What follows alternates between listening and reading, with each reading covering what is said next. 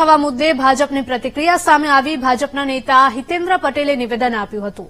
નિયમિત ફોર્મ નહીં ભરવાની અને નિયમિત મેન્ડેટ નહીં આપવાની કોંગ્રેસની પરંપરા રહી ચૂકી છે તેવું કહ્યું। ભાજપ કોઈ દિવસ પાર્ટ ટાઈમ પોલિટિક્સ કરતું નથી। સુરતમાં લાખો મતોથી ભાજપ જીતે છે અને જીતવાના હતા।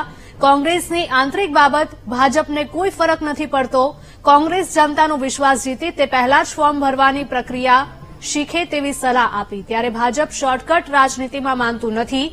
ગુજરાત ભાજપ માટે સલામત છે। ગુજરાતની 26 બેઠક 5 લાખ કરતા વધારે મતોથી જીતવાના છીએ તેવો વિશ્વાસ પણ વ્યક્ત કર્યો। 3 થી 4 બેઠકો 10 લાખ કરતા વધારે મતોથી જીતવાના છીએ। સુરતમાં નિમ્ન રાજનીતિ કરવી પડે તેવી સ્થિતિ હતી નહીં। ક્યારેય પણ મેદાનમાંથી હટવાની ભાજપની તાસીર નથી। સુરત બેઠક પર 10 લાખ કરતા વધારે મતોથી જીતવાના હતા। ટીવી મીડિયામાં ડિબેટ કરવાની સાથે જનતાનો વિશ્વાસ કેળવવો જોઈએ। ભૂતકાળમાં કોંગ્રેસ નેતાના હાથમાંથી મેન્ડેટ ફાડી નાખવાની ઘટના બની હતી। કોંગ્રેસે હવે આત્મમંથન કરવાની જરૂર।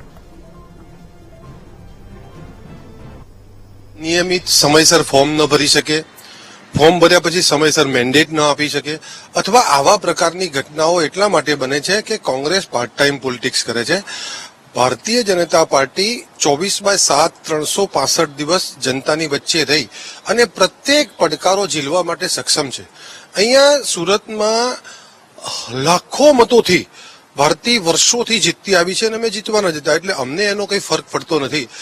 પણ કોંગ્રેસ પાર્ટીનો આ આંતરિક બાબત છે અને કમસે કમ એ જનતાનો વિશ્વાસ સંપાદન કરે પહેલા ખાલી પ્રક્રિયા પૂરી કરવા માટે શીખે, મારી એવી અમને વિનંતી છે। જો ભારતીય જનતા પાર્ટી એવા કોઈ શોર્ટકટમાં માનતી નથી અને આજે 26માંથી 26 બેઠકો 5 લાખ કરતા વધારે અને એમાં સુરત, અમદાવાદની 3-4 બેઠકો 10 લાખ મતોથી અમે જીતી રહ્યા છીએ અને સુરતનો તો રેકોર્ડ રહ્યો છે। એટલે ક્યાંય પણ મેદાનમાં જવામાં અમારી પાછીપાની હતી નહીં, છે નહીં અને રહેશે પણ નહીં।